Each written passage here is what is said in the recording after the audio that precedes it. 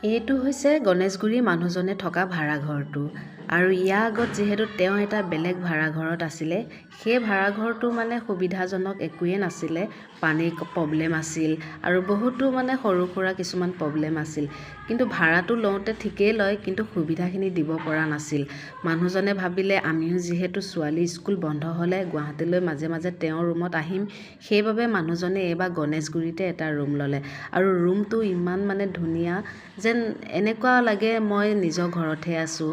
আৰু ভাড়াঘৰত যে আছোঁ তেনেকুৱা এটা অনুভৱ নহয় কাৰণ জেগাবিলাক দেখিছে আপোনালোকে এয়া মানে চোতালো ধুনীয়াকৈ আছে কাপোৰ মেলিব পৰাও সুবিধা আছে গছ গছনি ফল মূলৰ পৰাও সকলো গছ আছে আৰু এইবিলাক দেখি মানে এনেকুৱা লাগে মই যেন গাঁৱতে আছোঁ বা নিজৰ ঘৰতে আছোঁ ল'ৰায়ো বহুতেই ভাল পাইছে খেলিব পাৰিছে জেগাবিলাক মানে খেলিব পৰাও সুবিধা আছে আৰু বহিব পৰাও চোতাল আছে মানে বাৰান্দা আছে ইমানেই ধুনীয়া এটা পৰিৱেশ ইয়াত থকাৰ পৰা মই ঘৰলৈ যাবই মানে মন কৰা নাই আৰু এনেকুৱাই হ'ব লাগে কাৰণ ভাড়াটো যেনেকৈ লয় সুবিধাখিনিও তেনেকৈ দিব পাৰিব লাগে আৰু